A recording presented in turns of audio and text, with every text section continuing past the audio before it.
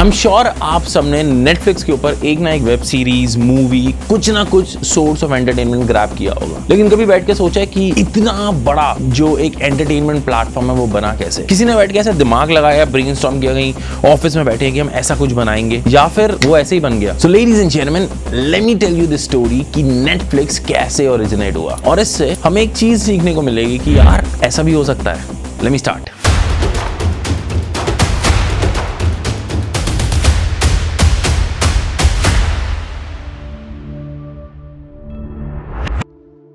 ये ना 1990 की बात है, जब यूजुअली ना मूवीज को रेंट किया जाता था। हमारे टाइम पे भी होता था कि हम डीवीडी सीडीज खरीद के लाते थे, रेंट करते थे, या फिर इंडिया में उस टाइम पे वीसीआर का सिस्टम हुआ करता था कि हम वीसीआर की जो टेप्स होती हैं उसको रेंट करके लाते थे, लगाते थे और उसको वापस करके आते थे। तो ये सेम मॉडल यूएस में चल रहा था, जहां पर एक इंसान जिसका नाम था रीड हैस्टिंग्स, जिसको मूवीज देखना पसंद था, उसने एक शाम एक मूवी रेंट की with a name called Apollo 13। I am sure आपने वो देखी होगी, अगर नहीं देखी देख लेना, इट्स अ गुड मूवी। उसने वो मूवी देखी, लेकिन हमारी तरह रिटर्न करने में ना डिले कर गया। When he went back to return the movie, he was charged with a $40 late fee. $40 बहुत होते हैं इस समय के हिसाब से, 3200 रुपए। He didn't like the idea कि यार मुझे फॉर बीइंग ह्यूमन जो एक गलती हो सकती है उसके लिए मैं $40 पे कर रहा हूँ, उसके लिए मैं वो एम्बैरेसमेंट झेल रहा हूँ। And most of us would do कि हम ना पैसे देंगे, थोड़ा गुस्सा करेंगे, चीखेंगे, चिल्लाएंगे और get back to our lives. But Reed was different. He paid the money and on the way back he thought himself, why is this process so outdated? Why should I be penalized for being human?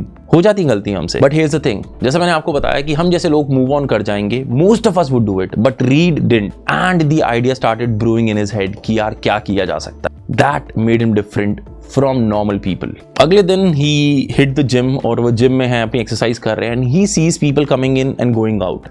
Then this moment hit, जहां पर उन्होंने सोचा कि why can't be a subscription model for movies like we have a subscription model for the gyms, कि एक monthly fee दो, आओ rent करो और वापस जाओ, और उसी मंथ में तुम वापस कर दो। Similarly, the gym subscription work. You come, you pay a flat fee and use the equipments and go back. Similarly, हम मूवीज में भी ऐसा करेंगे, तुम रेंट करो, देखो और वापस करो। And this spark the idea of Netflix. ऐसे मत सोचो कि ना आगे ऐसे ही हो गया, let's not romanticise this. Basically read and उनके को फाउंडर मार्क रैंडोल्फ, उन्होंने क्या किया कि उन्होंने ना हैंड पैक की डीवीडीज। उन्होंने एक मेलिंग सर्विस बनाई जहां पर लोग मेल करके मूवीज की डीवीडीज को रेंट कर सकते हैं, कुछ कुछ अपने आप को भी कोरियर की, ताकि वो देख सकते हैं कि उनको कोई डैमेज तो नहीं पहुंच रहा। They did all of this and this went on for years. ऐसे ही कुछ साल बीतते गए, they were surviving, they were not making good money. People were more fantasized by using the Blockbuster model. Blockbuster भी एक Netflix की तरह एक ऑर्गेनाइजेशन थी which was huge in numbers. ये सन 2000 की बात है कि उस टाइम पे स्ट्रीमिंग सर्विसेज अभी ओरिजिनेट हो ही रही थी, were in talks, but was not a full fledge system.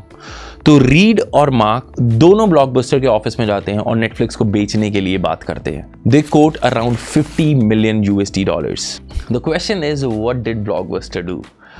They laughed actually. They said, why would we purchase something which is not pinching अस?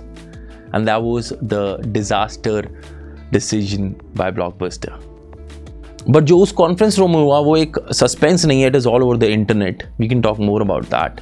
लेकिन यहाँ पर रीड को इस वजह से ना बहुत ह्यूमिलिएशन महसूस हुआ, बहुत नकारा महसूस हुआ, and he walked out of the conference room as a different man, not the same Reed that walked in. He just walked out to build something really fantastic. ये ना मिड 2000 की बात है कि एक टर्निंग पॉइंट आया जहां पर ब्रॉडबैंड इंटरनेट ज्यादा मोमेंटम गेन कर रहा था, and Netflix team members saw huge potential in it, और उनको दिख गया कि DVDs is not the thing any more. बाकी और लोग डीवीडीज को और सेल करने में लगे हुए हैं। Netflix invested whole lot of things in the infrastructure of building an online on-demand streaming platform.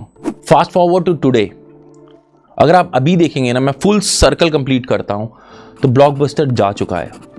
Netflix इस टाइम पे $200 बिलियन की कंपनी है, that is producing blockbuster movies, web series, hosting n number of web series and करीबन 200 million subscribers world wide. तुम्हें पता है ये story जो बताई गई है ये इतनी पावरफुल क्यों है? क्योंकि ये स्टोरी ना कोई $1 बिलियन आइडिया नहीं था कि किसी ने एक रूम में बैठ के या फिर कहीं कॉन्फ्रेंस रूम में बैठ के आइडिया सोचा है।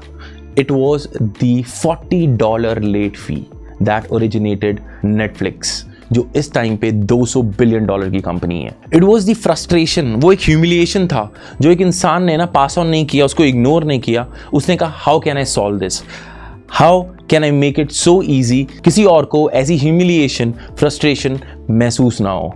And the major factor is the courage. वो एक एहसास था, वो हिम्मत थी कि उन्होंने एक कदम लिया कि he can do it no matter what, and he believed in it.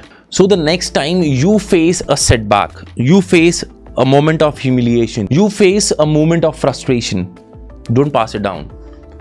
Sit, think कि कोई रीड जैसा इंसान ने एक नेटफ्लिक्स बनाया ना, मैं भी ये चीज कर सकता हूँ। Simply by asking question, what's frustrating me right now?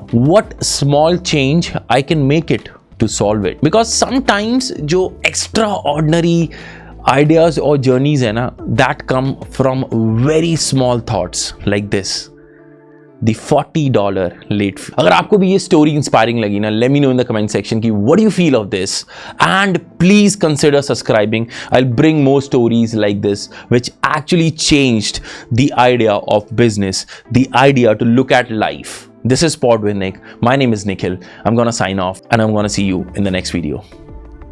Say sorry, ladies and gentlemen.